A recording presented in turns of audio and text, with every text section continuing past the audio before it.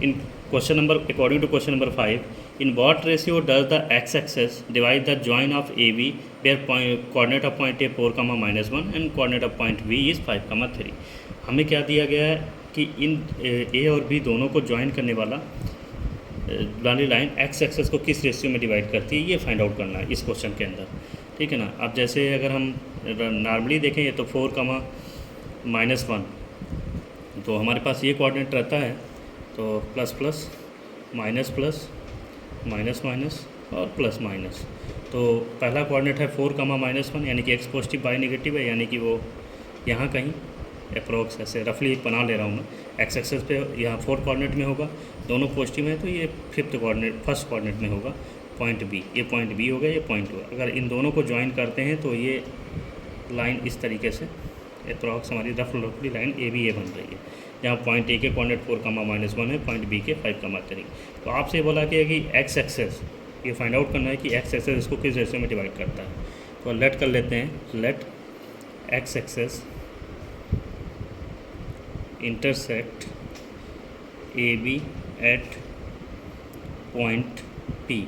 मान लेते हैं कि एक्स एक्सेस इस लाइन से ए बी को पॉइंट पी पे इंटरसेक्ट कर रही है और इस तरीके से इंटरसेक्ट कर रही है सच दैट ए पी जितना पोर्शन है A P ratio B P equal to k ratio 1। मान लेते हैं कि ये part upon A part equal to k ratio 1 है। अब यहाँ पर पॉइंट पी के कोऑर्डिनेट अगर लगाना चाहेंगे तो यहाँ पर हम सेक्शन फार्मूला यूज करेंगे, m2x1 m1 x2 upon m1 plus m2 m2 y1 m1 y2 m1 plus m2, ये हो जाएगा इस तरीके से। अब देखिए कंडीशन ये बन रही है कि m2 m1 क्या है, ये जो के रेशियो 1 निकाल रहे हैं, ये एक m1 हो गया, this is m1, this is m2, है ना, और ये x1 y1, this is x2 y2। ये आप अपने अकॉर्डिंग भी मान सकते हो, अगर बदलेंगे तब भी कोई ज़्यादा फर्क नहीं पड़ेगा, ठीक है ना।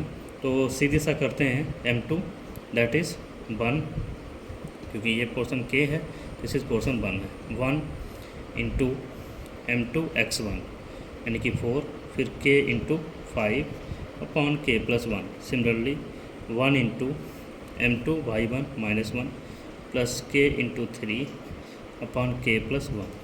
पॉइंट p के कोऑर्डिनेट आ जाएंगे 5 time k plus 4 upon k plus 1 कामा 3 टाइम k, ये -1 हो जाएगा अपॉन k प्लस 1। ये 3 के पहले कर लिए, ये -1 इस तरीके से साइड हो गया।